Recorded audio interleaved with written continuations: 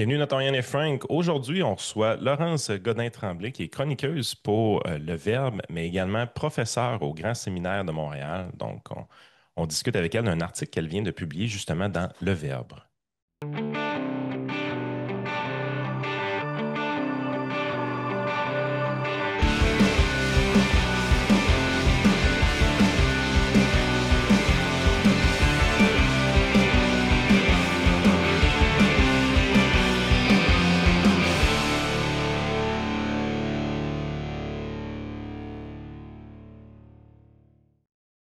Salut Laurence. Merci d'être avec nous autres aujourd'hui. Je sais que je t'ai proposé ça un peu dernière minute parce que tu m'avais envoyé en fait, tu avais mis en commentaire d'une publication que j'ai fait sur X ton article. Puis des fois, je ne vois pas toujours les commentaires, mais j'ai vu le tien, puis j'ai cliqué sur l'article. Puis je l'ai Mhm. trouvé très pertinent, un article sur justement, comme Yann l'a dit, sur le média Le Verbe qui s'appelle Faut-il se réjouir de la mort de Charlie Kirk? Bon, ben, c'est difficile de parler d'autre chose là, Mhm. dans les derniers jours. Puis je vais te laisser un peu raconter comment cet article-là est venu sans trop. Pour que les gens, ça vale quand même la peine d'aller le lire, mais ça m'a beaucoup rejoint ce qui est écrit là-dedans parce que à un moment donné, tu as une phrase qui, je pense, est résumé ce que beaucoup de gens ont ressenti. C'est qu'en gros, tu dis, ben, j'ai vu un article de journal qui dit, ah, voici pourquoi Mhm. Charlie Kirk est une personne épouvantable. Et là, tu dis, en lisant l'article, je me suis rendu compte que j'étais d'accord avec une partie de ce qui était écrit dedans. Est-ce que ça veut dire que je mérite de mourir, moi? Ouais. Ouais, ben l'article est venu ben, parce que d'abord l'événement, c'est sûr, est intense, là. C'est-à-dire que quand j'ai appris la nouvelle, moi j'étais bouleversée, là, bouleversée parce que je trouve que du point de vue symbolique, c'est quand même autre chose que ce qu'on a vu ailleurs, là. C'est-à-dire, c'est quelqu'un qui est en train de dialoguer, c'est quelqu'un qui est en train d'échanger, puis on pourrait dire de combattre, mais sur le plan des idées. Fait que c'est assez choquant de voir que la réponse à ça, c'est une balle, dans le cou, là, dans ce cas-ci, là, puis qui a mené à sa mort, puis c'est sanglant aussi. Fait que là, juste du point de vue symbolique, ça m'avait beaucoup touché. Mais après, c'est ça, c'est la réception dans les médias québécois, entre autres, qui m'a comme poussé à écrire cet article-là, parce que, effectivement, là, c'est l'article que je cite, c'est dans le Journal de Montréal. C'est un article pour montrer les opinions polémiques ou qui ont créé du choc de Charlie Kirk. Puis il y a des Mhm. opinions là-dedans qui sont assez banales, là, tu sais, moi, je trouve, en tout cas, tu sais, c'est une femme, le chromosome XX, puis là, c'est marqué comme une opinion irrecevable. Puis il y a une liste d'opinions semblables. Ouais, ouais. Fait que c'est sûr que c'est venu me rejoindre ou encore, je sais pas si vous avez vu, il y a eu beaucoup d'entrevues, ils ont beaucoup amené, c'est une journaliste de RAD qui est comme considérée comme la spécialiste de Charlie Kirk parce que finalement elle est allée voir un rallye une fois puis elle a même pas réussi à lui parler, mais il l'invite partout pour qu'elle donne son opinion. Puis finalement, ce qu'elle dit de comme scandaleux, c'est des choses comme il faisait la promotion de la patrie, de la famille, de Dieu. Bon, c'était un chrétien évangélique.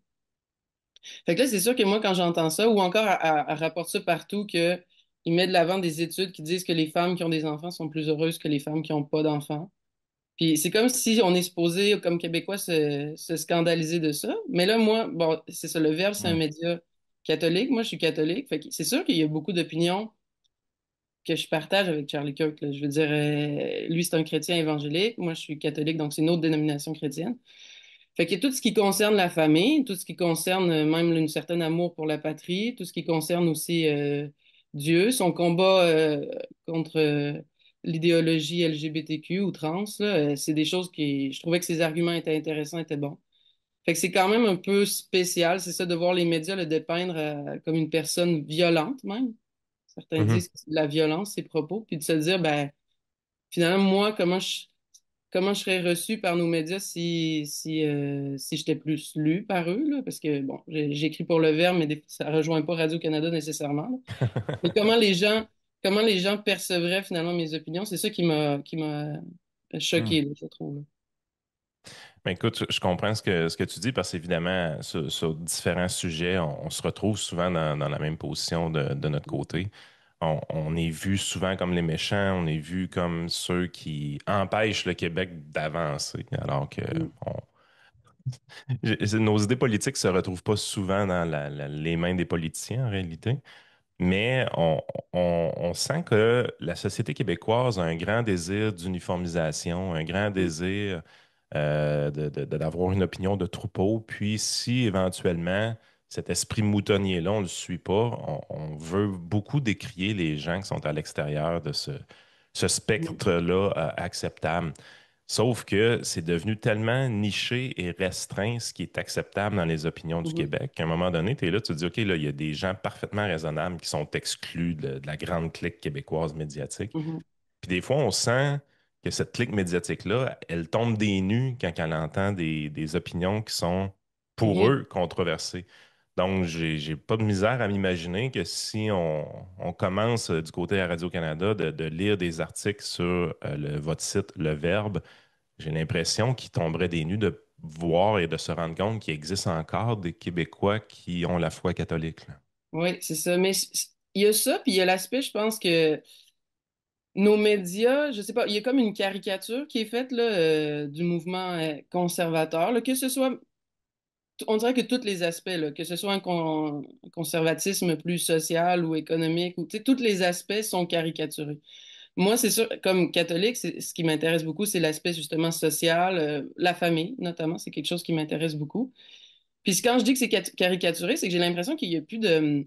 Par exemple, là, je parlais avec une femme baby boomer à peu près là, comme génération, puis là, elle me dit, c'est-tu scandaleux ce qui est arrivé dernièrement? Là, j'ai vu ça, Charlie Kirk, puis tout ça. Puis là, j'ai dit, c'est vrai qu'un gars, tu sais, qui dialogue, qui se fait tuer devant tout le monde, c'est scandaleux. Puis elle me dit, non, non, mais le gars, il disait que les femmes devaient rester à la maison. Là, je toi là-dedans, ce que tu as retenu de l'histoire, C'est ça. c'est un gars ensanglanté, là. Tu sais, qu'il pisse le sang devant tout le monde. Et il y avait une femme, il y avait des enfants, il est mort. Mais toi, ce que tu as retenu, c'est il prônait que les femmes restent à la maison. Puis là, elle me dit oui. Puis en plus, tu sais, les femmes là, dans ce mouvement-là s'habillent en pitoune. Puis là, oui, OK, mais tu sais, à la limite, là, tu sais, il y a quelque chose peut-être de caricatural, là. Les Américains ont peut-être un peu plus le sens du spectacle que nous, puis des choses comme ça. Ça, je pourrais le reconnaître, mais je peux pas croire que dans cet événement-là, c'est ça qui t'a le plus choqué. Puis quand je dis que c'est caricatural aussi, c'est qu'il y a beaucoup d'opinions de Charlie Kirk qui ont été mis de l'avant par nos médias, mais qui ont été déformées. Par exemple, juste cette opinion-là que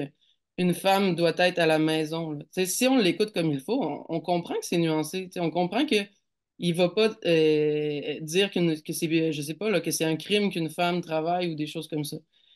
Quand on l'écoute, on découvre finalement que c'est un discours finalement où il dit il y a certains rôles, il y a certains rôles plus traditionnels, il y a certaines choses dans une famille, par exemple, c'est ça, c'est plus profitable à certains moments que la femme soit à la maison ou que certains choisissent complètement. Puis ça, c'est comme ça pour plusieurs de ces discours, en fait. Je trouve que dans nos médias, il y a une inculture aussi religieuse, là, c'est-à-dire, on dirait qu'on ne sait plus trop c'est quoi le christianisme au Québec. OK. Pourtant, on a été chrétien longtemps. Mais dès qu'on entend des opinions, c'est ça, un peu différentes, des opinions qui renvoient à la religion, il y a comme tout le monde saute un câble, là, puis c'est comme s'il y aurait un danger imminent par rapport à ces opinions. Alors que c'est ça, quand on les écoute, c'est plus nuancé. Prenons aussi, il y a beaucoup de gens qui ont sorti une phrase hors contexte où ils diraient qu'il faut lapider les membres de la communauté LGBTQ. Là. Puis là, ça a été sorti. Regardez comment il incitait à la violence. Vous avez peut-être vu ce passage-là? Mhm. Ouais. Puis quand on le replace dans le contexte, tu sais, on comprend en fait qu'il disait pas ça. Tu sais, ça a été vraiment déformé. Il disait, c'était quelqu'un qui venait le voir puis qui disait, mais dans la, à partir de la Bible, on pourrait dire que c'est correct d'être trans ou c'est correct d'appartenir à la communauté LGBTQ parce que dans le Lévitique, il dit d'aimer son prochain. Puis là, il dit, bah, tu sais, si tu veux citer le Lévitique, fais attention parce que juste avant, il y a cette OK. phrase-là sur la lapidation. Tu sais, au sens où, si tant qu'à prendre le livre de Lévitique, qui fait partie de l'Ancien Testament, ben, fais attention parce que ça, tu sais, il y a une autre phrase qui pourrait te donner l'impression inverse. Ben oui. C'est comme C'est une façon de lui dire, fais attention quand tu lis la Bible finalement, là. Tu sais, il y a Ben, plusieurs c'est un peu comme passages. les gens qui disent Ah, le Coran, c'est un livre de paix et d'amour, regardez tel verset. Puis là, tu dis oui, mais l'autre d'après, ça dit autre chose, là. C'est ça. C'est, C'est un peu ça. Tu sais, si on fait du cherry picking, on peut prendre tout ce qu'on veut dans l'Ancien Testament, dans le Coran, peu importe, puis dire ah, regardez le beau message qui est là, ou regardez ce message-là, comment c'est abject. Tu dis ben oui, celui-là est abject, l'autre d'après dit le contraire. Tu sais, c'est une collection de livres aussi. On dirait que les ouais. gens pensent que la Bible, c'est comme si l'Ancien Testament, c'est un livre qu'un monsieur a écrit. Il faudrait peut-être que tu cultives un peu. Il y a plusieurs livres, il y a plusieurs thématiques. C'est pas de, je sais pas comment on dirait que.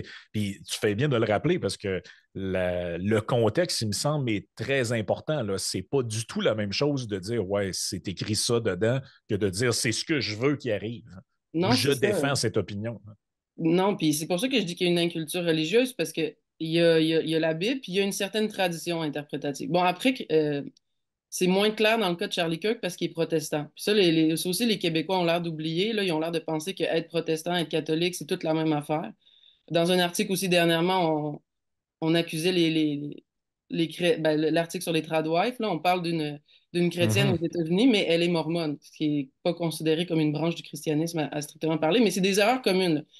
Puis quand je dis qu'il y a une tradition, c'est qu'il y a une tradition interprétative. C'est-à-dire que dans l'Église catholique, par exemple, justement, tout est réinterprété à partir de Jésus. Puis par exemple, si on prend dans le Nouveau Testament le passage de la femme adultère, où les gens disent, tu sais, des Juifs disent à Jésus, ben, cette femme-là, elle a commis l'adultère, ne devrait-on pas la lapider selon nos lois?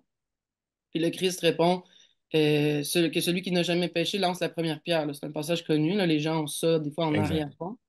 C'est un Même les passage qui est Québécois athées se rappellent de ce passage-là encore, là. normalement, là, les jeunes générations, de ce que je constate de moins en moins, là, il y a vraiment une culture forte. Mais tu sais, ce passage-là, justement, c'est des passages qui, dans la tradition, ont été retenus puis qui ont été réinterprétés, justement, pour dire, ben non, la lapidation n'est plus quelque chose qu'on utilise. Fait que tu sais, c'est comme, mais les gens ont tellement d'inculture qui prennent, c'est ça, qui prennent certaines citations de Charlie Kirk. Ça, c'est un passage où, c'est ça, il avait cité la Bible. Mais vous avez sûrement vu celui aussi où on dit, où il aurait dit que si le pilote de l'avion est noir, il y a une certaine méfiance. Là, là les gens Mhm. l'ont accusé Je de l'ai pas vu, non. racisme. Non, vous n'avez pas vu ce passage-là, il est souvent cité aussi. Mhm. Puis quand on le replace en contexte, c'est qu'il est en train de parler de la politique diversité, équité et inclusion. Puis il est juste en train de dire, tu sais, les critères avaient été abaissés aux États-Unis par rapport à justement être engagé comme pilote d'avion pour répondre à des critères de diversité et inclusion.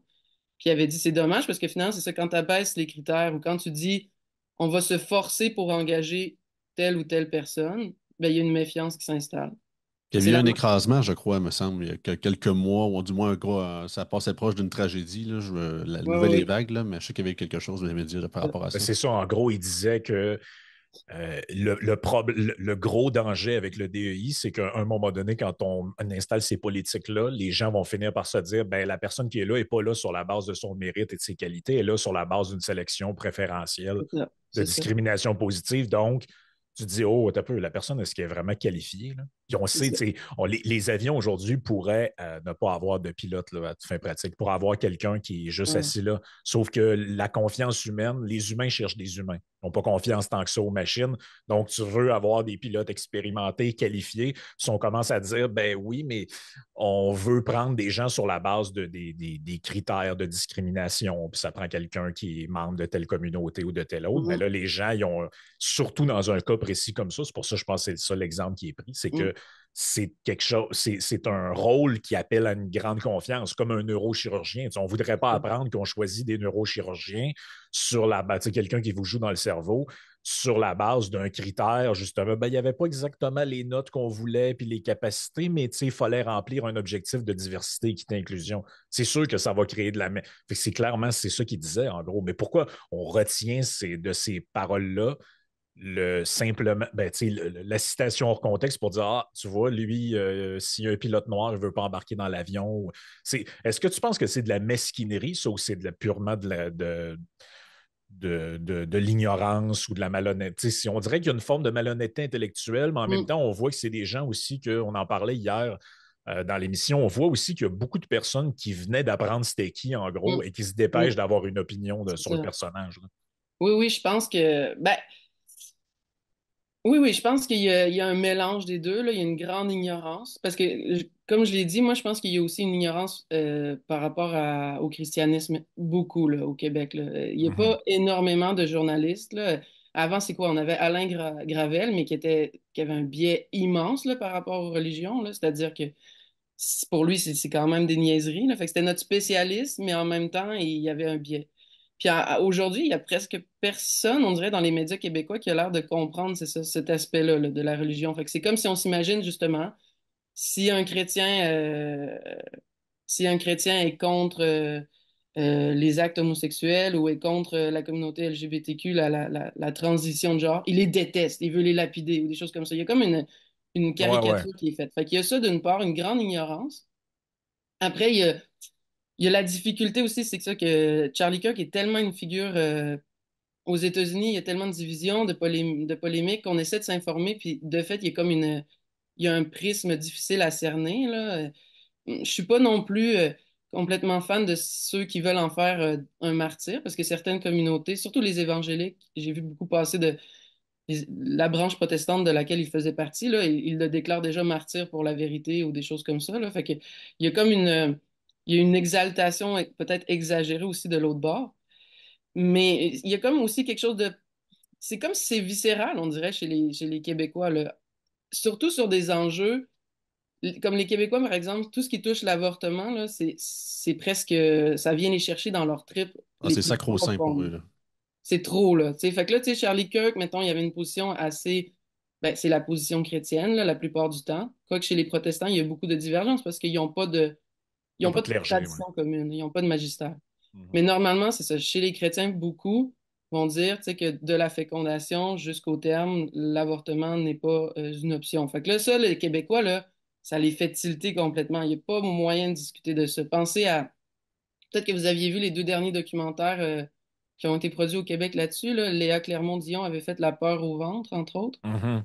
Puis après, il y avait eu aussi le documentaire Libre de choisir. Mais Libre de choisir était intéressant parce que dans ce documentaire-là, tu sais, ce qui était dit, c'est il n'y aura aucune discussion. C'est alors que, par exemple, monsieur, madame, tout le monde au Québec, il y en a plusieurs là, tu sais, qui disent, je trouve ça bizarre, tu sais, que peu importe la raison, peu importe la semaine de grossesse, ce soit possible d'avorter. Tu sais, 39 semaines, c'est possible.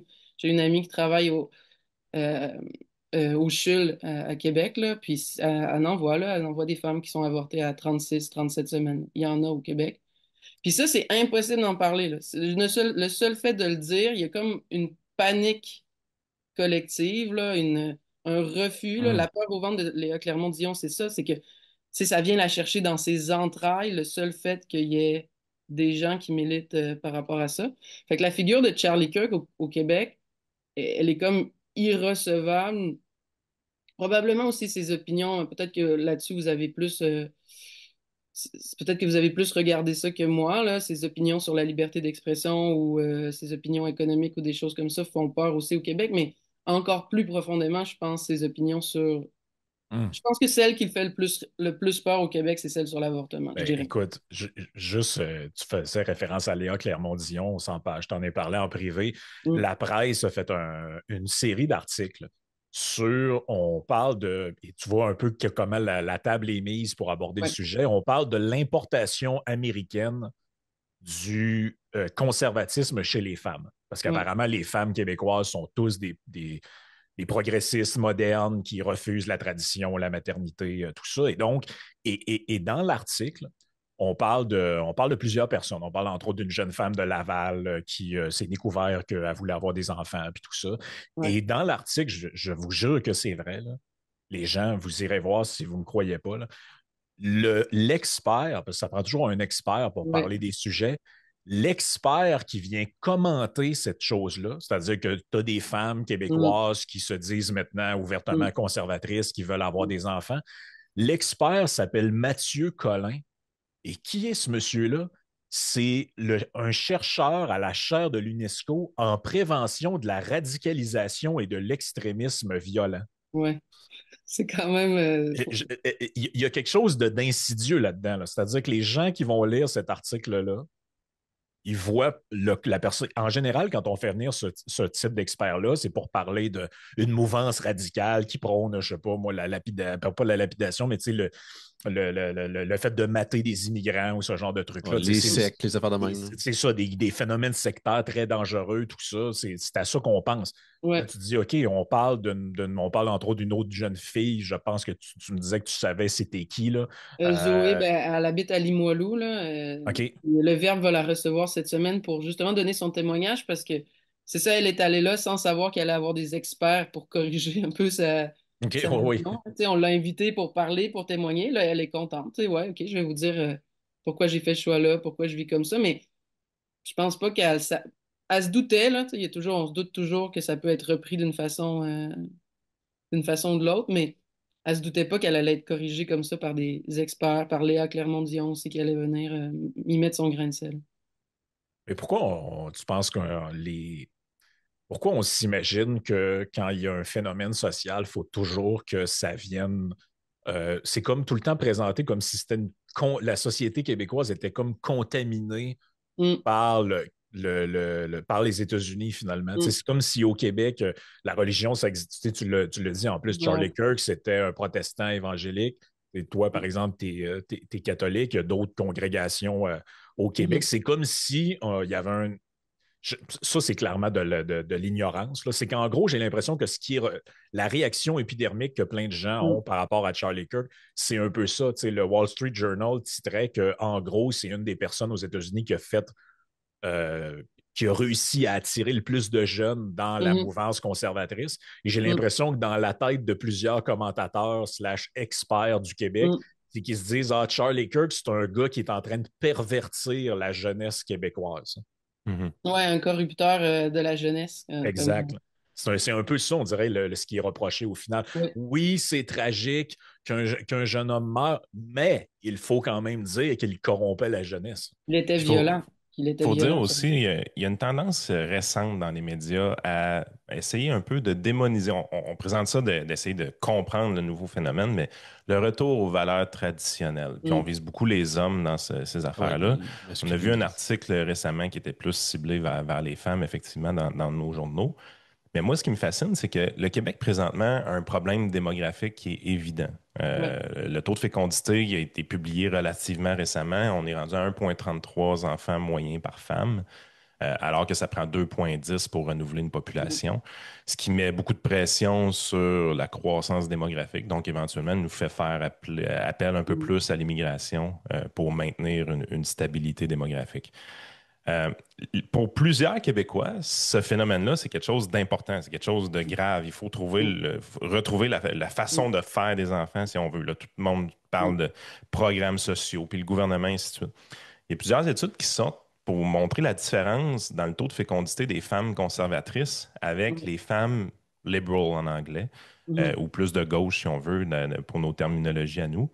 Puis ce qu'on se rend compte, c'est que depuis les années 70, le taux de fécondité des femmes conservatrices est relativement stable dans le temps et supérieur à 2,2, 2,3, mm, 2,4 à peu mm. près. Donc, si on n'avait que des femmes conservatrices, la population se renouvellerait d'elle-même. Oui, oui, oui. Et au début des années 70, les femmes libérales ou les femmes de gauche ont à peu près le même taux de fécondité que les Mhm, femmes conservatrices. Ce qui a changé énormément dans notre société, c'est que les femmes libérales, les femmes de gauche ne font presque plus d'enfants. C'est mm, vraiment leur taux de fécondité à elles qui a mhm. chuté énormément. Donc, quand on voit tous les phénomènes de société qui sont liés, que ce soit au wokisme ou au Mhm. mouvement LGBT, des choses comme ça, c'est dur de ne pas faire les liens, de ne pas faire. Tu sais, même, on pourrait rajouter l'écologie parce qu'il y a un phénomène d'éco-anxiété Ouais, qui semble réel, des gens ouais, qui ne ouais, veulent plus faire d'enfants parce qu'ils disent je ne veux pas les mettre sur cette planète-là qui va ouais. exploser dans pas long. Euh, fait qu'il y a- tout ce phénomène-là, je pense qu'il y aurait vraiment une conversation intéressante à avoir. Mais tout ce qu'on voit dans nos médias, c'est que le fameux retour aux valeurs traditionnelles est vu d'une manière négative. Alors que si on s'y attarde, depuis 30-40 ans, si les femmes conservatrices font plus d'enfants, ben, il y a des chances que ces enfants-là aient des valeurs, eux aussi, plus Ouais, ouais. conservateurs également, là. Donc, c'est comme si il y a des choses qui s'expliquent super facilement avec des recherches puis des chiffres, mais on refuse de le voir présentement.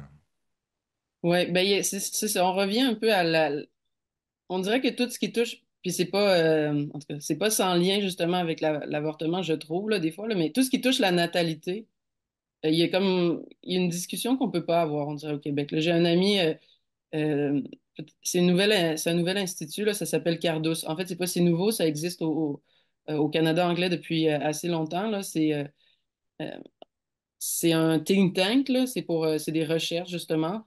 C'est chrétien, sans dénomination, là. C'est-à-dire qu'il peut y avoir des catholiques comme des protestants, puis tout ça. OK. Puis dernièrement, ils sortaient une étude qu'ils ont faite où, a posteriori, il demande aux femmes, tu sais, est-ce que vous êtes contente du nombre d'enfants que vous avez eu, si vous en avez eu zéro, OK. un, deux, trois. Puis Donc, des il y a femmes un peu plus âgées, probablement, dans la c'est recherche. ça, c'est comme qui n'auront plus d'enfants. Est-ce que vous êtes contente du nombre d'enfants que vous avez eu? Puis le sondage, là, la recherche témoigne que finalement, il y a beaucoup de femmes qui regrettent de ne pas avoir eu un enfant de plus. OK. Pas toutes, là, mais il y a beaucoup de femmes qui disent finalement, tu sais, j'en ai eu zéro, j'aurais aimé ça en avoir, ou j'en ai eu un, puis j'aurais aimé ça en avoir deux finalement, ou des choses comme ça. Il a juste publié cette recherche-là sur la presse, puis il y a des gens là qui sont venus sur son dos là, pour comment c'est c'est ça, c'est des valeurs rétrogrades, c'est des conservateurs qui en cachette, parce que c'est toujours ça l'accusation, en cachette essaient d'interdire l'avortement puis des choses comme ça. Comme si j'ai l'impression que juste parler un peu de natalité, juste parler, ben, tu sais, pourquoi est-ce que ça choque autant justement cette citation-là de Charlie Kirk qui est sortie dans nos médias, là, à Radio-Canada, le fait qu'il y a une étude qui a été menée aux États-Unis qui dit, là, bon, c'est qui dit que les femmes avec des enfants sont plus heureuses que celles sans enfants. C'est juste dire ça, là. Peu importe que l'étude soit vraie ou non, peu importe que les gens, que la méthode ait bien été appliquée, c'est pas ça qui choque les gens. C'est juste de dire ça. Parce que là, les gens s'imaginent, c'est quoi, tu vas forcer les femmes à avoir des enfants contre leur gré. Tu sais, on dirait qu'il y a comme, tout de suite, là, Ouais. ça devient de la folie furieuse. Puis après, tu sais, c'est ça. On dirait qu'on cherche un coupable, là, tu sais, s'il y a des femmes conservatrices au Québec, s'il y a des femmes qui retournent à des valeurs plus traditionnelles. Puis là, quand on cherche un coupable, on dirait que je sais pas pourquoi. Ça arrange les Québécois de dire ça doit venir des États-Unis. Ça doit venir de cette espèce de pays étrange qu'on comprend mal, qui a élu un fou, hein, parce que dans la tête de beaucoup de Québécois, c'est comme la moitié de la population américaine est complètement timbrée, puis elle a voté pour Donald Trump, puis là c'est comme si. Mais ça, autour de moi, c'est ça, là. Il y a beaucoup de gens autour de moi qui me disent comme les Américains, ils sont juste fous. Là, il faut faire attention là, qu'ils influencent nos jeunes. C'est ça l'espèce de raisonnement qui est fait.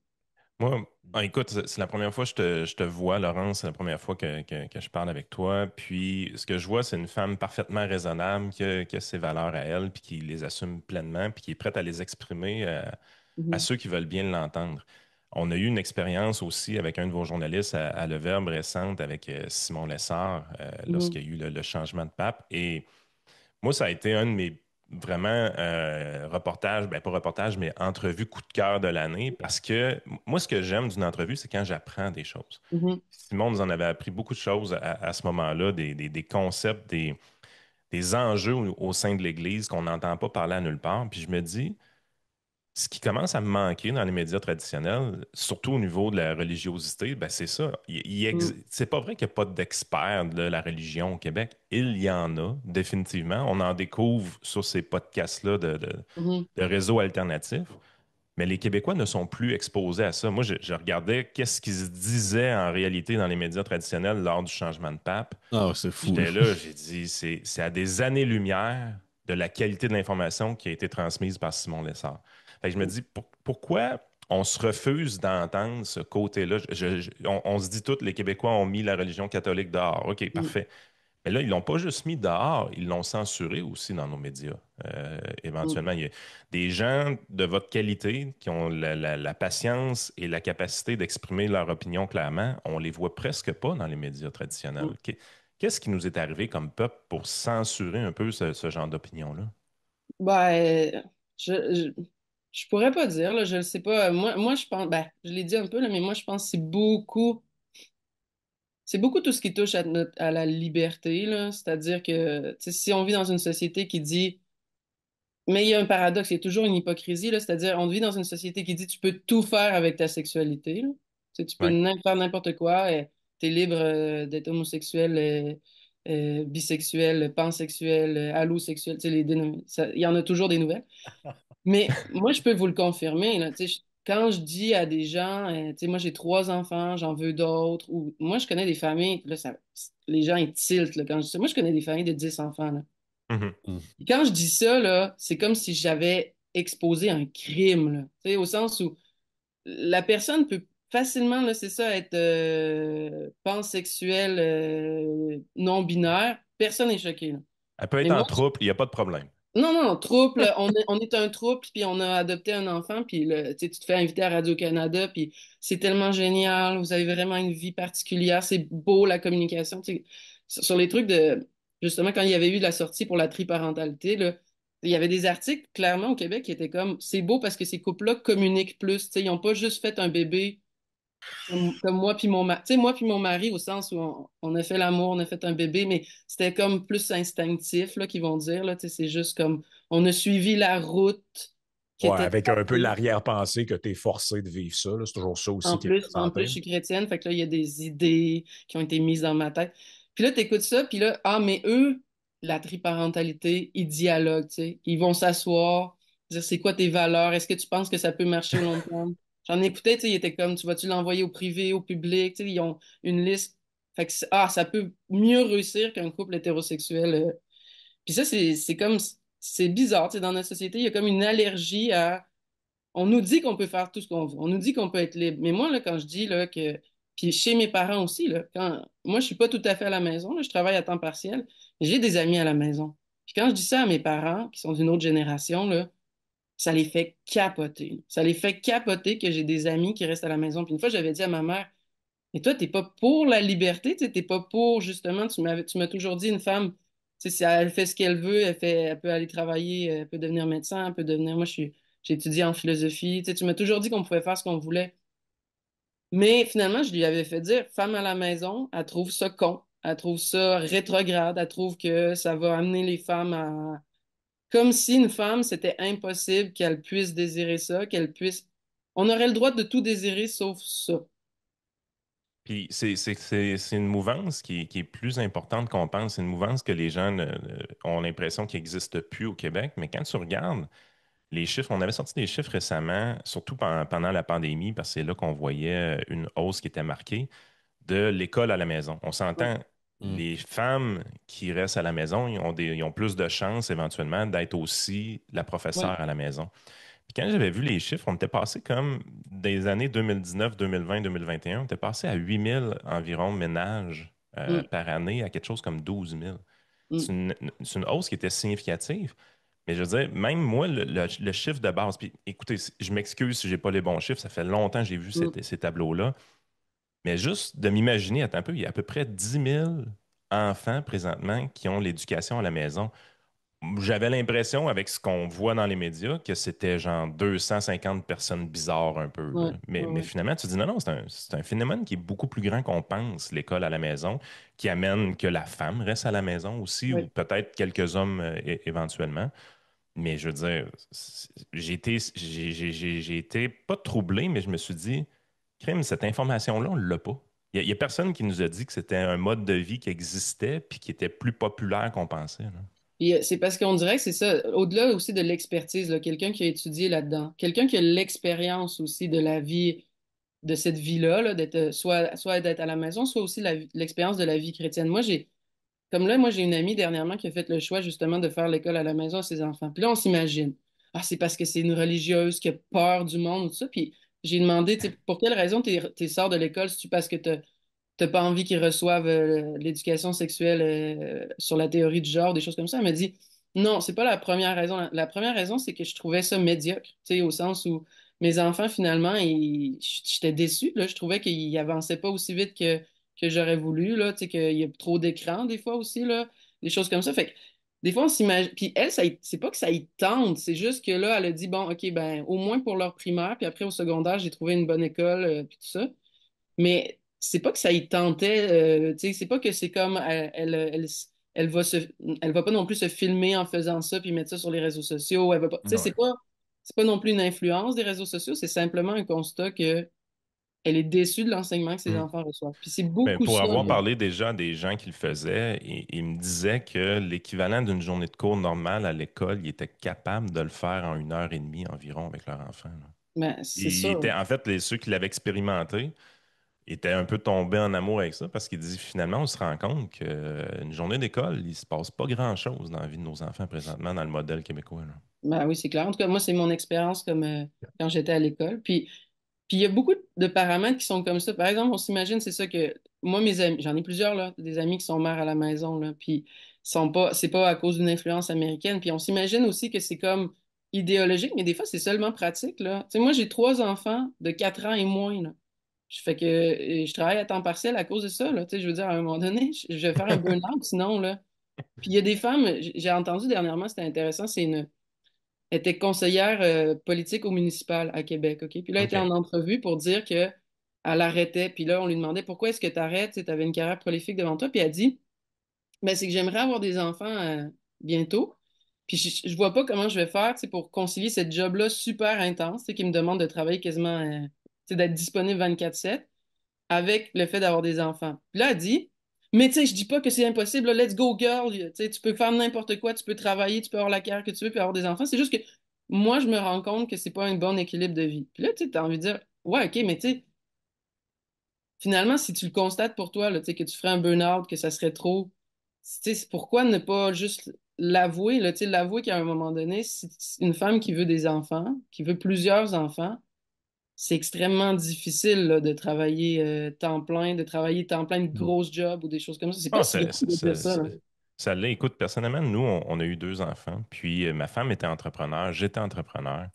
Puis à un moment donné, tu sais, après le deuxième, nous autres, ça a été définitif, c'était non, il n'y aurait pas de troisième. Puis les deux, on vient de familles de 3 enfants. Mm, Puis il n'y a pas vraiment eu de doute. Puis des fois, dans nos familles, ils nous le disaient pourquoi vous en voulez pas d'autres? Parce que mm, les autres en avaient eu 3. Puis on lui disait, écoute, moi je viens du bas du fleuve, fait qu'on n'a pas d'aide des grands-parents. Ma femme vient du Lac-Saint-Jean, on n'a pas d'aide des grands-parents dans la région de Québec. J'ai dit 2 enfants, 2 entreprises. Écoutez, non, là, je veux dire, je veux pas être en désavantage numérique. Là, je veux dire, on a une vie de fou déjà. Puis je suis obligé de dire que ça a été un bon choix parce que pour avoir une femme entrepreneur qui avait sa business, qui devait rentrer quand ses employés rentraient pas, une vie à 3 ou 4 enfants, c'était juste impossible. Fait que nous, on a fait ce choix-là. Mais à un moment donné, tu es là, tu te dis, crème, il y a pas de mal à ça. Si effectivement ton choix dans la vie, c'est d'avoir plus d'enfants, ben, je vous annonce que le rythme de vie de 2 entrepreneurs qui auraient 6 enfants, je dis pas que ça se fait pas, là, mais on commence à parler de super-héros, là, ben, c'est ça. Puis présentement, là. c'est ça qu'une des jeunes femmes dit dans l'article de la presse. Tu sais, c'est simplement de dire, il y a une espèce de, à un moment donné, il y a un mythe, là, tu sais, il y a un mythe que c'est possible pour une femme de tout faire, là, tu sais, d'avoir la super carrière puis d'avoir plusieurs enfants, mais à un moment donné, il y a un choix. Puis là, le choix, après ça, il y a une liberté, là, chacun fait ce qu'il veut dans dans sa conscience, mais c'est juste comme de constater que c'est pas idéologique au sens où, tu sais, c'est que ça nous sort de l'extérieur non plus, là, tu sais, il y a comme juste une nécessité pratique, tu sais. Je voyais encore un article dernièrement qui passait, tu sais, les femmes font plus de tâches à la maison encore que les hommes, puis ben, tu sais, c'est ça, c'est que des fois, il y a juste. Quand je connaissais une fille comme ça, très, très, très féministe. À un moment donné, à son troisième enfant, elle dit, OK, c'est correct, là. Tu sais, au sens où, dans le concret, ça devient extrêmement difficile, là, si tu veux faire du 50-50 puis des affaires comme ça. Puis à un moment donné, tu constates, OK, c'est moi qui est enceinte, c'est moi qui accouche, c'est moi qui allaite. Il va y avoir une certaine différence, là. Tu sais, je vais être plus à la maison, je vais faire plus de tâches à la maison. Il y a comme la nécessité pratique finit par prendre le dessus. Mm. Ouais, Peut-être. puis, ouais, Ouais. vas-y, Joey. Ouais, mais j'étais curieux, Laurence, à t'entendre. Tu parlais de la jeunesse tout à l'heure. Sens-tu dans ton milieu, tu sais, qui t'assumes d'entourer de plusieurs personnes de foi par rapport à la population lambda québécoise en général, ressens-tu tu sais, un certain regain d'intérêt pour les plus jeunes générations envers la religion en général? Parce que, tu sais, moi, que ce soit catholique ou peu importe, tu sais, moi, j'ai des membres de ma famille qui sont également protestants, puis même les autres m'en parlent un peu des fois que, avec justement le wokisme la dernière décennie et demie, mettons, plusieurs sont comme en perte de sens et on dirait que tranquillement reviennent vers une certaine forme de spiritualité, peu importe la religion confondue, là. Je serais curieux de t'entendre là-dessus, au Québec spécifiquement, ou peut-être au Canada en général, si tu t'y connais également, par rapport à sens-tu que comme, je sais pas, il y a peut-être une certaine curiosité, même depuis le décès de Charlie Kirk, je vois beaucoup de messages de jeunes ou de gens qui disent, ouais, tu sais, Charlie Kirk avait l'air à triper sa Bible, écoute, j'ai commencé à lire la Bible parce que je vois que Mm. ça avait l'air d'être une bonne personne, fait que j'essaie de voir un peu qu'est-ce qu'il a trouvé là-dedans qui fait qu'il est devenu ce qu'il était, des trucs comme Ouais. ça, fait que... Ouais, ouais, non, moi je vois clairement. Ça aussi, c'est dommage que les médias ne s'intéressent pas sur le terrain comme il faut, là. C'est-à-dire que là, sont allés faire un travail de terrain, mais on sent que c'est clairement idéologique. Mais oui, moi, sur le terrain, c'est clair. C'est évident, là. Tu sais, je veux dire, à l'église où je vais, c'est Saint-Dominique, là, au centre-ville de Québec. Je fais partie d'une fraternité dominicaine, puis on a eu 8 baptêmes d'adultes là, cette année, là, ce qui est pas, ce qui est vraiment plus élevé que la moyenne. Puis il y a tout le temps des jeunes qui débarquent de nouveau. Puis euh, une chose que je peux concéder à l'article de la presse, là, c'est que l'article de la presse met tout dans le même paquet, OK? Moi, je j'ai pas toujours été catholique, là. Je me suis converti au cégep, fait que j'avais 18 ans environ. Puis au moment où je me suis converti, c'est clair que je constatais, c'était pas sur TikTok ou des affaires américaines, là. Moi, je me suis converti en lisant Thomas d'Aquin avec des profs de philo, là. Fait que, ça n'a aucun rapport avec les États-Unis. Mais ce que je peux concéder à l'article de la presse, c'est que pour moi aussi, c'est quand même une nouveauté que, de fait, il y a beaucoup de jeunes qui arrivent à l'Église, que quand je leur demande pourquoi tu t'intéresses à l'Église, ils me parlent de Lila Rose, peut-être que vous connaissez, là, c'est une... Ouais, c'est. Ouais, ouais. Ben, je sais, en gros, je sais c'est qui, mais je suis pas familier tant que ça non plus. Elle a un podcast aux États-Unis qui est quand même assez populaire, justement, chez les jeunes femmes plus conservatrices et les catholiques. Ils me parlent de Lila Rose, les femmes. Certains hommes, là, moi, j'ai rencontré des gars dernièrement, c'est Charlie Kirk qui les a. Souvent, le cheminement est vraiment différent d'avant. C'est-à-dire, moi, quand je me suis converti, c'était vraiment comme des arguments sur l'existence de Dieu, là, tu sais, à partir de Thomas d'Aquin ou d'Aristote. Il y avait comme quelque chose, un intérêt métaphysique. Puis il y avait beaucoup ça autour de moi. Maintenant, ce que j'entends comme témoignage de conversion, c'est j'étais comme dégoûté du wokisme. J'étais dégoûté de cette espèce de culture de cancellation, cette espèce de culture moralisatrice. Donc, je me suis mis à écouter des gens conservateurs. Puis là, souvent, ils se mettent à écouter des gens conservateurs aux États-Unis. En écoutant ces gens-là conservateurs, Charlie Kirk, par exemple, j'ai constaté qu'il était religieux. Donc, je me suis dit, pourquoi il est religieux? Puis là, je me suis mis à m'intéresser à la Bible, au christianisme. Puis là, tu sais, c'est comme si le passage, c'est de libéral ou peu importe, là, quelqu'un de gauche qui se laisse aller dans le courant de la société, à conservateur. Puis après ça, les gens que je rencontre, là, qui se sont convertis, ils me disent qu'ils sont devenus chrétiens après. Ce qui est vraiment un mouvement un peu nouveau, là, parce que moi, c'est vraiment un mouvement inverse, c'est-à-dire, moi, j'étais aussi de gauche, là, quand j'étais au cégep, là, comme, on dirait que c'est comme le Pas mode par défaut. normal, Ouais, c'est ça. le mode Le fameux. package de base. C'est ça, Platon dirait la caverne, là, dans laquelle on est aujourd'hui. Puis après, je me suis converti pour des arguments plus métaphysiques, là. Comme je disais, là, c'est plus ça qui m'a conduit à me questionner sur l'existence de Dieu, des choses comme ça. Puis après, je suis devenue conservatrice. Parce que c'est comme si j'ai compris que le message de l'Église, finalement, contenait des valeurs conservatrices. Je dis conservatrice, mais tu sais, souvent on classe l'Église catholique sur des points à droite, sur d'autres points à gauche, là. Mhm. Euh, Mais donc, depuis Vatican II, on peut dire que ça dépend des papes, bien évidemment, mais on s'entend-tu que l'Église catholique des années 60 versus aujourd'hui, on parle plus du tout de la même bébite, là. C'est des trucs qui restent, bien évidemment, là, mais c'est ça, c'est plus sur l'air du temps, disons-le, là. C'est ça. Fait que là, c'est que mon cheminement, c'était comme chrétienne, ensuite conservatrice, mais c'est vrai, tu sais, ça, je peux le concéder à l'article, que pour moi, c'est quelque chose de nouveau. Puis c'est quelque chose d'un peu bizarre. Mais ça, c'est dans toutes les sphères, là, tu sais, vous aviez vu aussi le documentaire qui a été fait sur les nouveaux souverainistes. Ouais, ouais, ouais. Mm. Tu sais, c'est des souverainistes nouveaux genres, là, tu sais, finalement, c'est des souverainistes qui ont vu des vidéos TikTok de genre, Ouais, un danser sur la rappeur un gars qui fait Ouais. du rap Kenji, souverainiste, puis puis ouais, c'est ça. Ouais, ouais, Puis je comprends. il y a tout un univers esthétique là, autour de Kinji, puis justement de ces nouveaux souverainistes-là.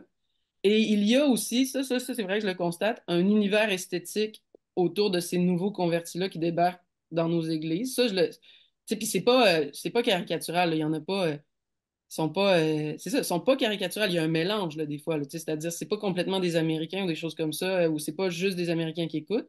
Mais c'est vrai qu'il y a un certain esthétisme, là. Les gars se mettent à fumer des cigares comme les conservateurs aux États-Unis.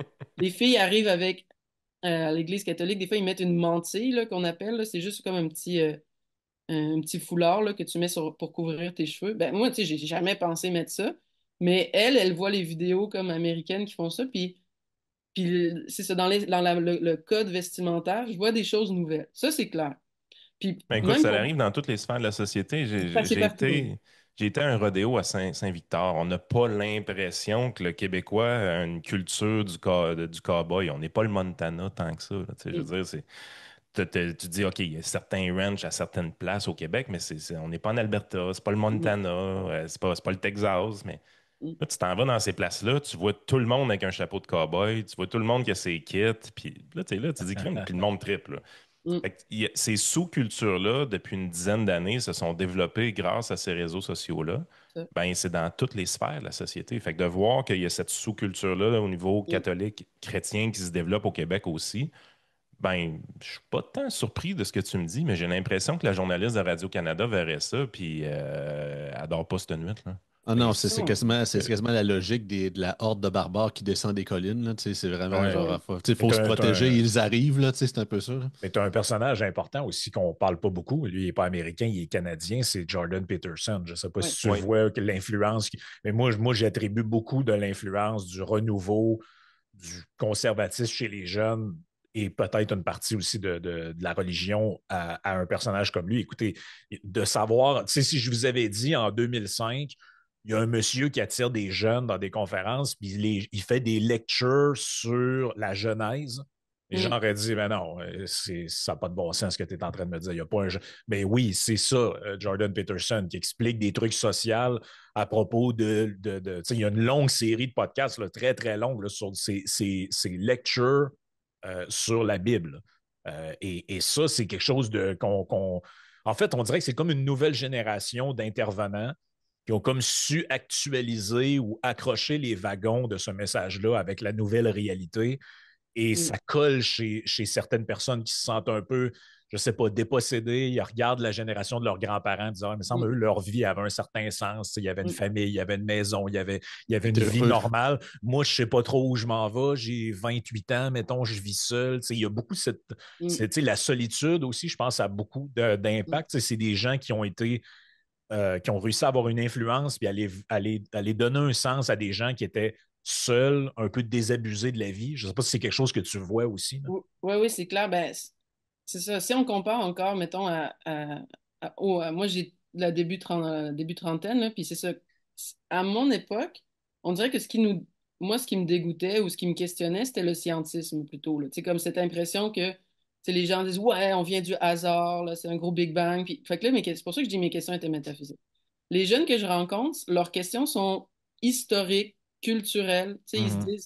ils se disent, j'ai l'impression de me faire mentir quand on me raconte l'histoire. Tu sais, quand on me raconte l'histoire, j'ai l'impression que on déforme l'histoire du Québec ou on déforme l'histoire de l'Occident comme si nécessairement tout ce qu'avaient fait les chrétiens était mal ou nécessairement. Fait que leur question est comme tradition, tu sais, qu'est-ce qu'on me légué exactement? Puis culturel, tu sais, c'est ça, on peut faire comme l'article de la presse puis dire soyons vigilants. Il y a des femmes qui décident de rester à la maison puis de faire des enfants. Ou on peut dire ben, finalement c'est des jeunes, tu sais, c'est des jeunes qui ont. Excuse, la manière stoïque que tu as de le dire me fascine. J'adore. Pour vrai, là, je dois te le dire, j'adore. Ben, c'est ça, tu sais, l'article finit comme ça. Hein. Léa Clermont-Dion nous dit soyons vigilants. Elle dit tout le temps ça. Elle passe son temps à répéter ça constamment. Mais on peut rire de ça ou dire les jeunes ont soif puis ils sont déçus de ce qu'on. Il y en a une dans l'article, elle dit j'avais le goût d'avoir une famille unie. Oh, c'est l'extrémiste, oh là, tu sais, vraiment là, il faut faire attention, là. Hmm. Tu sais, elle fait juste dire finalement, il y a une souffrance à avoir des familles éclatées constamment, à voir qu'il n'y a plus de code, qu'on n'arrive plus à rencontrer, hein. Il y a une crise du dating chez les jeunes. Oui. Mm. Oh, oui. Ils Ouais. sont vraiment blasés là, tu sais, Ouais. là-dessus, là. Ils ont dit, quand est-ce que je vais pouvoir rencontrer une personne avec qui je vais avoir quelque chose de durable, là, tu sais. Fait qu'ils ont des crises existentielles. Moi, il y a une des jeunes que j'accompagnais, là, tu sais, c'est ça, elle était dans le. Elle couchait avec des gars dans les bars, elle avait des problèmes d'alcool, tu sais, elle développait des problèmes de l'alcoolisme à 16 ans, 17 ans. Elle était déçue de la société, c'est ça, dans laquelle elle vit.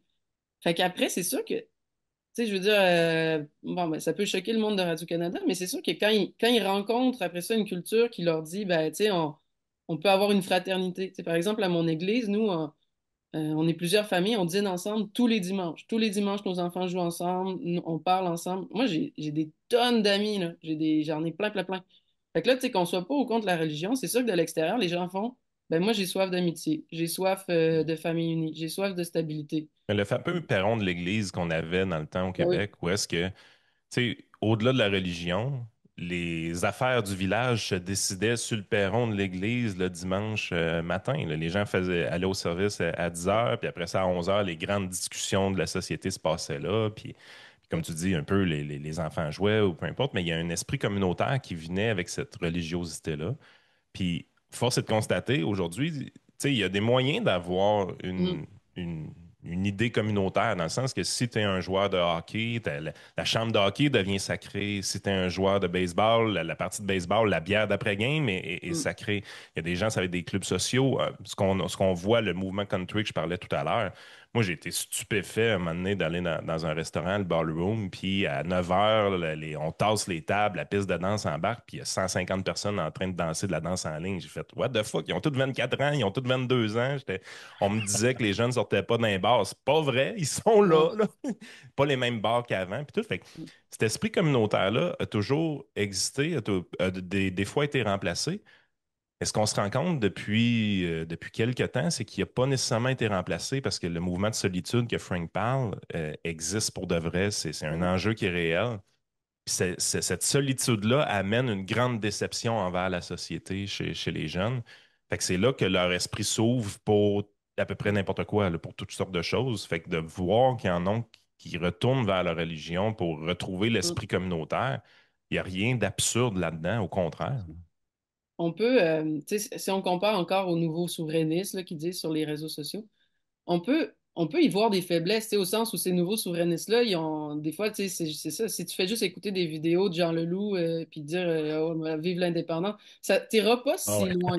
Puis moi, tu sais, c'est ça, force est de constater que certains jeunes qui arrivent à l'église, il y a quelque chose de caricatural, là, tu sais, au sens où, tu sais, ils arrivent puis ce qu'ils me disent sur la foi ou des choses comme ça, je suis comme, ouais, non, c'est pas ça que l'église enseigne ou, tu sais, des choses. Il y a beaucoup, puis des fois, c'est éphémère. Tu sais, des fois, on se demande est-ce que ces jeunes-là, souverainistes, mettons, ça va durer. Mais moi, je le constate. Là, il y a des jeunes qui débarquent, puis après un an, ils sont plus là. Tu sais, au sens où le problème, quand ça vient d'Internet, c'est que c'est rien de solide, il n'y a pas de fondement. Puis moi, tu sais, souvent, ce que je leur dis, c'est il te faut aussi une communauté de vraies personnes autour de toi, puis des discussions, puis des choses comme ça. Fait que, on peut rire de ça, mais c'est ça, les jeunes, de toute façon, ont toujours été comme ça, là, un peu caricatural. Là. Tu sais, moi, j'avais pas les réseaux sociaux, mais tu sais, comme quand j'ai commencé à m'intéresser à la philo, il y avait quelque chose de, j'étais une caricature un peu, là, tout le temps Ben en train oui, ben de, oui. je faisais mon Socrate tout le temps, ou tu sais, je sais pas, là. Ah ouais, ça c'est normal, on l'a tous vu. Là. Si tu dis en Ouais. philo, tu t'en rends compte. Là. Il y a tout le Après, temps, il y a le cours sur Platon, son platonicien, rendu à Jean-Paul Sartre, ils veulent se prendre pour Sartre. C'est normal. Ça fait partie du développement. Je pense que c'est ça, être jeune aussi, c'est ça. Là. On ça, pense qu'on sait tout, on pense que. c'est ça. Fait qu'il y a toujours, là, c'est ça, il y a toujours quelque chose de caricatural quand un jeune commence à s'intéresser à quelque chose. Fait que, tu sais, moi, je serais pas contre, là, tu sais, l'article de la presse, on voit des petites vidéos de, tu sais, les jeunes, ils sont là, aujourd'hui, c'est Pilates, c'est Bible study, là, tu sais, ils sont comme, tu sais, moi, je trouve pas que c'est le mal absolu, là, Ben c'est pas, non, ben non. tu sais, qu'est-ce qu'il y a de mal à se mettre en forme, puis lire, là? Absolument rien. Certains diront lire la Bible, c'est pas correct, mais c'est quand même un livre, un des plus grands livres qui a fondé notre tradition occidentale. Là. Fait que, en tout cas, fait qu'il y a rien. Moi, je vois rien de mal. Je trouve ça drôle. Tu sais, je trouve ça un peu caricatural. Là, tu sais, puis c'est comme c'est dans l'image aussi. C'est un peu nouveau pour moi, cette idée de trouver ça trendy ou cool de me filmer avec Ouais. ma Bible. Là, tu sais, il y avait, c'est pour nous qui sommes dans Ça l'Église. faisait pas partie de ta conversion à l'époque, j'ai l'impression. Non, c'est ça. Puis là, tu sais, ça fait 10 ans, tu sais, que je chemine dans l'Église catholique. Fait que pour nous, tu sais, qui donnons des catéchèses, moi, je donne des catéchèses, j'accompagne des fois au baptême des jeunes filles. Pour moi, c'est nouveau, là. Tu sais, je suis comme un peu, des fois, je sais comme pas par où prendre ça, là, exactement. Même chose, j'ai accompagné aussi des jeunes hommes, là, tu sais, c'est ça, c'était comme un peu des caricatures de Charlie Kirk à certains égards, là, Ouais. certains. Mais bon, tu sais, j'étais une caricature à ma façon. J'étais une caricature, c'est ça, de Socrate, on l'a dit, là, tu sais, il n'y a rien de plus pédant qu'un étudiant en philosophie au départ, là, les premiers étudiants. C'est vraiment, tu sais, comme ils sont là, ils ont découvert la sagesse, puis ils veulent Non, ils veulent propager la bonne nouvelle philosophique. Là. Oui, oui, c'est tout le ça. monde dit ça, là, tu sais, Épictète, déjà Épictète, dans ses entretiens, il dit, les jeunes, ils ont eu une leçon de philosophie ou deux, puis après ça, ils se promènent dans la rue, puis ils déversent leur fiel, là, tu sais, Ouais, il dit quelque chose comme même ils vomissent leur savoir sur les gens, là, ben non, savoir apparent. Fait que ouais, c'est ça. ça, c'est pas nouveau, mais tu sais, je comprends pas Puis tu sais, on dit qu'on vit dans une société polarisée. Ben, tu sais, c'est sûr que les médias, ils ont aussi, tu sais, ils ont beau accuser Charlie Kirk ou des choses comme ça, ils ont leur mot à dire quand ils font ça. Tu sais, quand ils font des articles pour démoniser une femme qui dit qu'elle elle veut beaucoup d'enfants, tu sais, ou que... Ben, Parce dans que l'article, c'est même pire que ça. Je te dirais, non seulement il y a l'expert de la chaire en radicalisation, donc la table est mise, mais à la fin, on dit, en fait, ils font parler Léa Clermont-Dion, et elle fait le lien, elle dit, il y a 10 ans, je n'aurais jamais pu imaginer une montée des discours masculinistes. Mais c'est Mm. parce que les masculinistes, il y a une couple de mois, ça a été présenté comme des espèces de gars un peu Douchebag. simples d'esprit, douchebag, qui poussent de la fonte et qui veulent, dans le fond, exploiter des femmes, là. Grosso modo, c'est un peu de même que Ouais. ça a été présenté.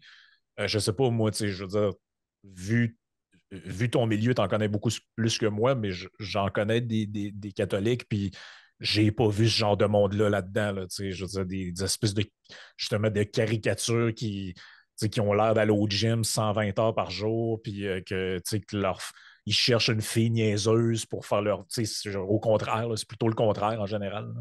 Je Ouais, sais pas. ouais. Ben, le documentaire Mâle Alpha, il avait fonctionné sur le même principe, hein, tu sais, c'est ça, d'aller chercher peut-être des gens un peu moins. Tu sais, là-dedans, par exemple, il y en avait un, ça fait 1 an qui était chrétien, par exemple. Tu sais, ils sont pas allés chercher ceux que ça fait 10 ans, 15 ans ou qui ont de l'expérience de vie un peu. Ils sont allés chercher ceux qui sont comme dans les débuts, donc ceux qui sont un peu plus, des fois confus, un peu plus caricatural. Puis après ça, qu'est-ce qu'ils ont fait? Le même principe, ils sont allés chercher un expert, Francis Dupuy-Derry.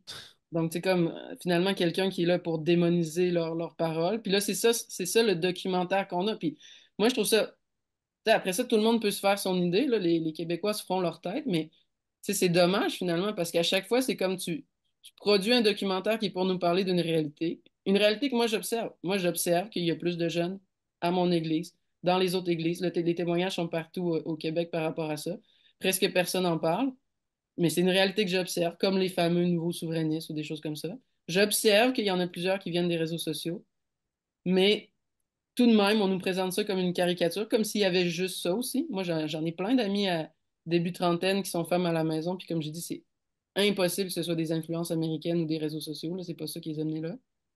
Mais ça, tu sais, les documentaires, c'est ça, la presse, leurs dossiers, ils sont pas allés voir ces femmes-là. Hum. Écoute, on a eu, on a notre propre système de conversion de notre côté parce que, vu que c'est plus politique, c'est plus médiatique, il y a beaucoup de gens, des témoignages qu'on reçoit là, de temps en temps de nos auditeurs qui sont assez spectaculaires des fois. Puis il y en a un qui nous avait marqué.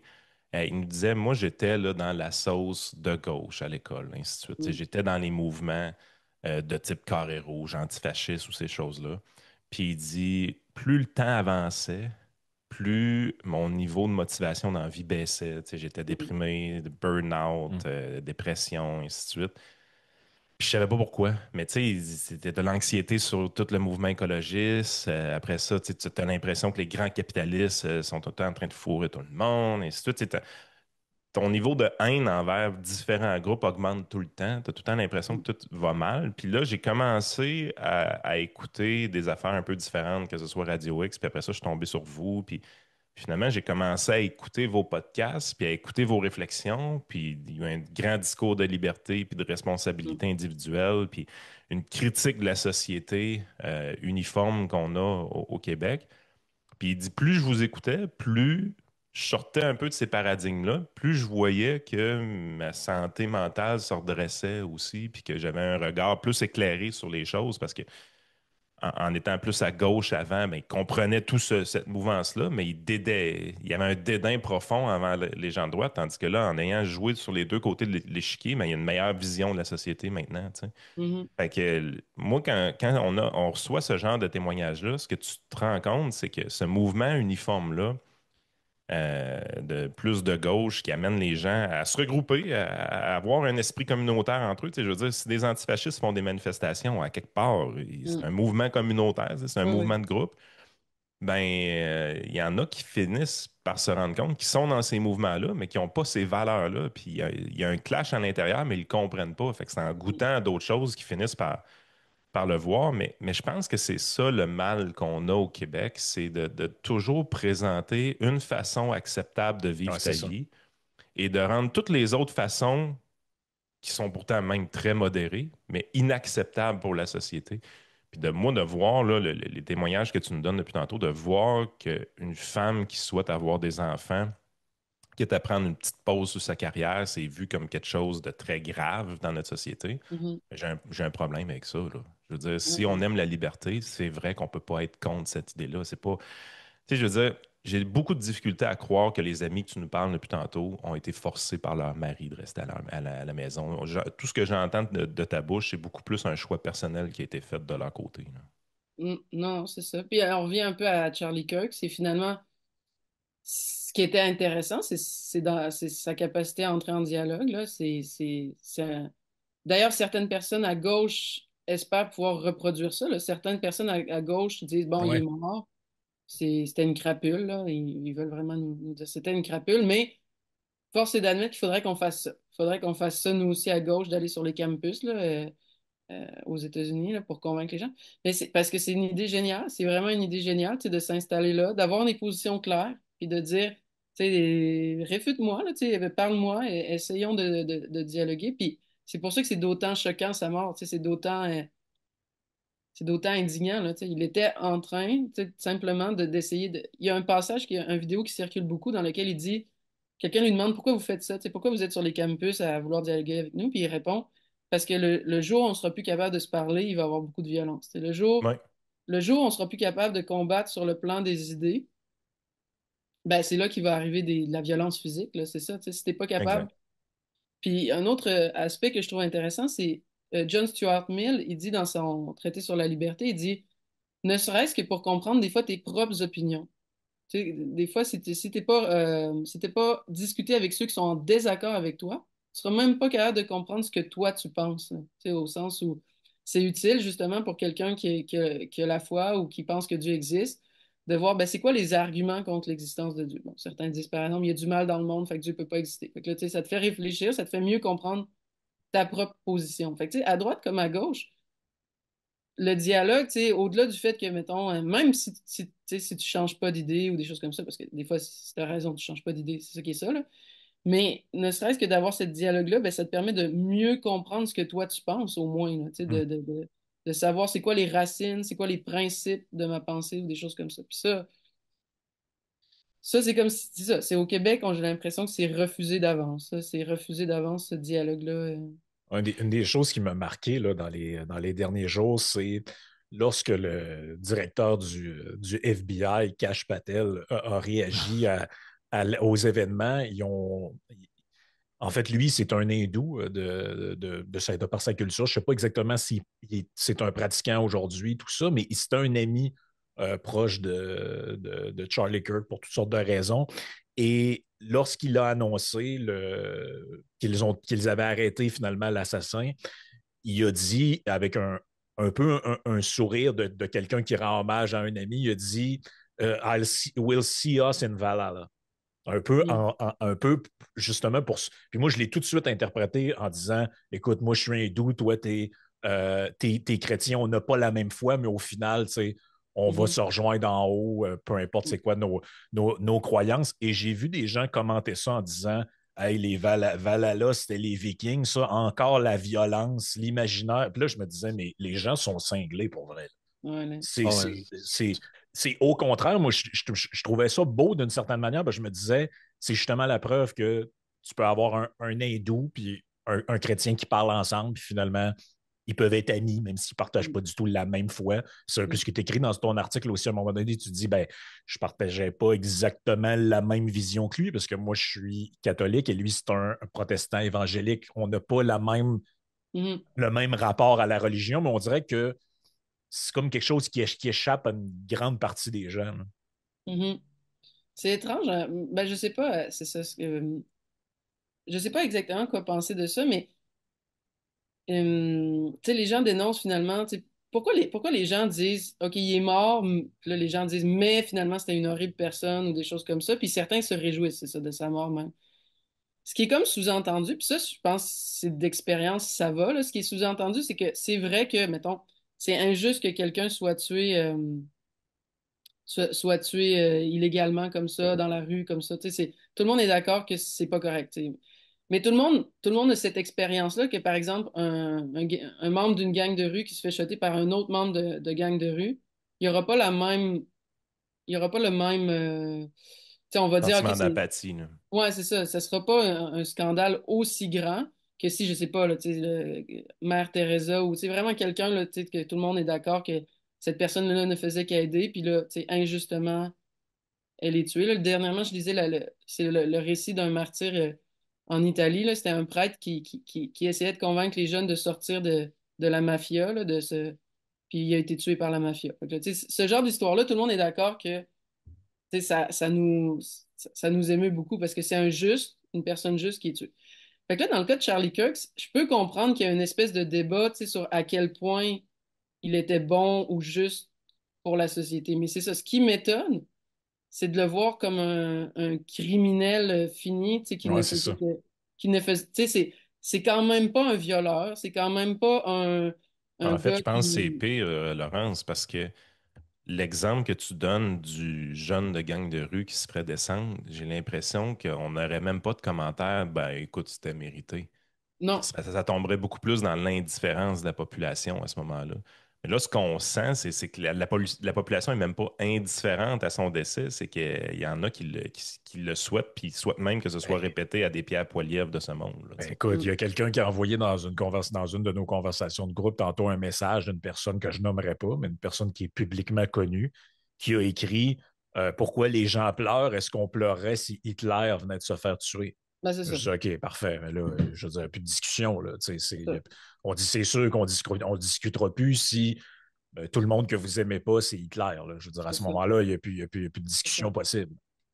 Et c'est ça qui, en tout cas, moi, c'est une réflexion c'est une question que je me demande, peut-être que vous avez une opinion là-dessus, mais Euh, ben là, par exemple, aux États-Unis, ça parle de est-ce que son assassin va recevoir la peine de mort ou non. Là. Les conservateurs américains sont plus en Ouais. faveur de la peine de mort que nous. Parce que juste donner un petit peu de contexte à ça, Caroline du Nord, la peine de mort est toujours en vigueur, mais n'a pas été utilisée depuis 2006 en réalité. C'est ça. Puis pour nous, au Canada, c'est comme un peu, on n'est pas habitué là, à ces réflexions-là sur la peine de mort où ça nous scandalise puis tout ça. Mais quand je regarde certaines réactions, là, justement, de la gauche, tu sais, j'ai envie de dire, vous êtes un petit peu aussi en faveur de la peine de mort, là, tu sais, au sens où Ouais. tu sais, vous avez finalement cette impression que c'est un Hitler, fait qu'il mériterait la mort. Mais comme d'avance, quasiment, là, dans ce cas-ci, c'est ça qui est Ouais. bizarre, là, tu sais, au sens où c'est même pas un Hitler. Tu sais, je veux dire, Charlie Nous autres, Kirk, c'est sans jury, là. C'est comme oui, c'est go, ça. là. C'est ça. Mais les procès populaires, c'est de plus en plus Hmm. courant, là, tu sais, que ce soit justement pour ce qui touche la sexualité ou. Mais on dirait que dans ça, j'y vois ouais, une forme de procès populaire dans laquelle il y a une certaine acceptation presque, là, on pourrait dire, de la peine de mort. C'est-à-dire, on a l'impression que cette personne-là, c'est ce qu'elle mérite tellement elle est dangereuse, tellement elle est dommageable. Puis tu sais, c'est ça. Il y a quelque chose comme je sais pas, tu sais, quand Oussama Ben Laden a été exécuté, tu sais, c'est ça, il n'y a pas une vague d'empathie dans le monde, là, puis on comprend pourquoi, tu sais, on se dit, ben, tu sais, c'était quelqu'un de dangereux, fait que c'est, tu sais, bon, certains pourraient s'opposer quand même à sa peine de mort, mais en général, les gens font, OK, fair enough, là. Non, mais sais-tu Et- quoi? J'ai vu, moi, des images que j'aurais préféré encore, un peu comme celle de Charlie Kirk, ne jamais voir. Mais c'était lorsqu'il y a eu les révoltes en Libye et des gens ont mis à mort Kadhafi.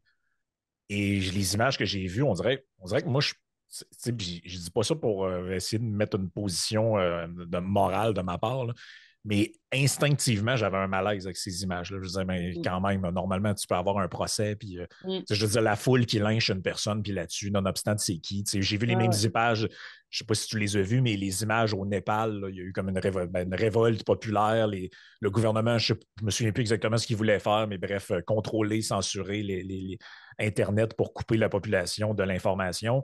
Puis là, on a vu des gens prendre d'assaut le Parlement. Bon, OK, des révolutions, ça a existé. Mais à un moment donné, on voit les ministres, des gens du gouvernement se sauver, puis il y a quelqu'un qui court après un monsieur, un de ses membres-là, en lui donnant des coups de bâton, et l'homme tombe en bas comme d'une falaise, il a l'air de score. Je regardais ça, puis je me disais, mais on est supposé, comme civilisation, être comme un peu élevé au-dessus de ça. Cette mm, barbarie-là, c'est mm, quasiment de l'animalité pour moi à un moment donné. Même s'il y a des gens que tu trouves purement abjects, tu dis, ben, ces gens-là, à la limite, ils devraient être traduits en justice, ils devraient Ouais. avoir un procès. Même les hauts dirigeants du Troisième Reich à l'époque ont quand même eu un procès, je veux dire, Mm, dans lequel mm, ils ont pu témoigner, ils avaient le droit d'avoir un mm. avocat. Je veux dire, on dirait que je comprends pas pourquoi on perd de vue c'est les fondements de la civilisation occidentale. Là. Ça, c'est les fondements de la modernité. Avoir droit à un procès, avoir droit à quelqu'un pour prendre sa défense, avoir droit. C'était un peu à l'époque, l'avocat français très controversé là, qui avait fait. Il est décédé aujourd'hui, je pense, Maître Vergès, il s'appelait. Lui, il avait été l'avocat d'un célèbre nazi qui s'appelait Klaus Barbie. Et lui, c'est ce qu'il disait. Il dit, oui, mais c'est le fondement de notre société. Qui décide de OK, lui, il est vraiment mauvais, il n'a même pas le droit d'avoir un avocat, on fait juste l'exécuter. Mais dans notre monde, même si ça peut pousser nos limites morales à l'extrême de dire ouais, mais cette personne-là, pour vrai, pour moi, c'est presque l'incarnation du mal.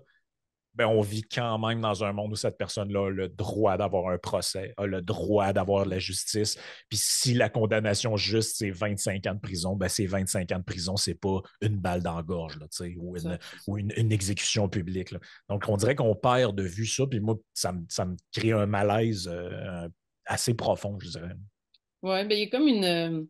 C'est ça, quand on parle de procès populaire, là, il y a comme une sympathie un petit peu pour les justiciers, là, on dirait, Ouais. aujourd'hui. Là. J'avais moins suivi, peut-être que vous avez plus suivi ça. Là, tu sais, quand il y a un jeune Américain qui avait tué un gars des assurances, là, Ouais, je me Louis souviens. Mangione, Ah ouais. oui. Ouais, c'est ça, c'est ça. Ben, il y avait comme une. Puis tu sais, c'est ça, son histoire est touchante, là, dans une certaine mesure. Le gars, c'est ça. De ce que j'ai compris, ses assurances ne voulaient pas payer pour une maladie qu'il avait. On me détrompe, là, mais. Puis finalement, il était tellement fâché contre ses assurances qu'il c'est vrai, là, crée des injustices, puis vole les gens dans une certaine mesure. Ben, il a décidé de faire justice puis de le tuer. Puis il y en a beaucoup. C'est ça, moi j'ai un malaise avec ça. Là. Il y en a beaucoup qui trouvent ça correct parce que, tu sais, il a reçu du mal de cette compagnie-là d'assurance que je nie pas. Fait qu'il s'est juste fait justice, que le monde dise. Puis il est temps que les compagnies d'assurance aux États-Unis aient leur leçon. Puis... Mais c'est là, tu sais, c'est comme on dirait que les gens voient pas, OK, on entre dans le Far West, là. Tu Ouais. sais, vous acceptez à ce moment-là que n'importe qui, n'importe comment se fait justice. Puis je suis pas sûre que c'est une bonne idée, les conséquences qu'il va y avoir de ça. Ben oui, puis Non. ça revient à on peut peut-être conclure là-dessus, puisqu'on a pris beaucoup plus de Ouais. temps de ta journée que ce qu'on avait convenu. J'en suis désolé, mais la Euh, conversation est comme partie comme ça. Mais ça revient un peu au propos de ton texte qu'on citait au départ. OK, si je suis d'accord avec ces opinions-là, c'est quoi, je mérite de mourir? mm, mm, Parce que, tu sais, il y a des choses qu'on a dit là, durant le temps de notre conversation pendant c'est plus d'une heure où il y a plein de gens qui vont être en désaccord, vont le manifester, soyons sans crainte dans les commentaires, mais ne seront pas pour le dire. Ça n'a pas de bon sens ce que vous avez dit. Puis peut-être qu'on a. C'était ça l'argument que j'entendais. Oui, mais il choquait des gens, il provoquait, il créait un climat. Ben, la discussion qu'on a en ce moment, ça a ouais, dû oui. créer dans l'esprit de certains un climat, tout ça. Est-ce que ça veut dire que si on se fait attaquer, tout ça, ça va être mérité? On aurait dû Mhm, pas parler de ça. Dans le fond, c'est ton, la manière dont tu vis, tes croyances, ça, tu devrais les garder pour toi. Puis faire, quand tu es en public, là, dire oui, oui, moi, ouais, je pense tout comme vous autres, puis il n'y a pas de problème parce que ça pourrait mm, provoquer des gens mentalement instables. C'est ça qu'on mm. entend. Là. Ouais, on fait du dog whistling de l'extrême droite, comme Ouais, dirait c'est l'autre. ça. Ouais, Il y a comme un appel au fou derrière ces propos-là. Moi, je trouve ça un peu irresponsable là, c'est de, ça. de, de défendre ça. Tu sais. Mm. Ouais, irresponsable, c'est le bon mot parce que c'est ça. Qu'est-ce qu'on fait si on entre dans un monde dans lequel, tu sais, on trouve ça, OK, là, moi, je l'aurais pas tué, OK, tu sais, mais tant mieux, tu sais, mais tant mieux, puis, tu sais, c'est pas mauvais que quelqu'un l'ait fait, puis, tu sais, on a vu ça, là. Le prochain, devrait être Donald Trump, le prochain, ça devrait être un tel aux États-Unis. Ben, c'est qu'on rentre dans une culture, c'est ça, assez, le Far West, là. Non, c'est pas la société dans laquelle on veut vivre. Écoute, Laurence, ça a été extrêmement intéressant. Je suis vraiment content qu'on t'ait reçu. T'apportes un angle qui est le fun.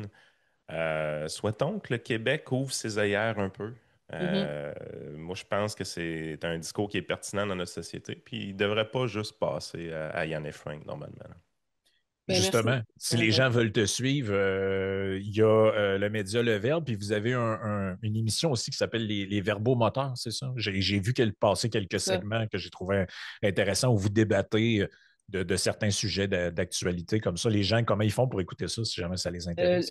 les verbomoteurs, ben, on est diffusé à la radio, mais si les gens veulent aller voir, c'est surtout sur YouTube qu'ils vont trouver ça, puis sur les autres plateformes de balado.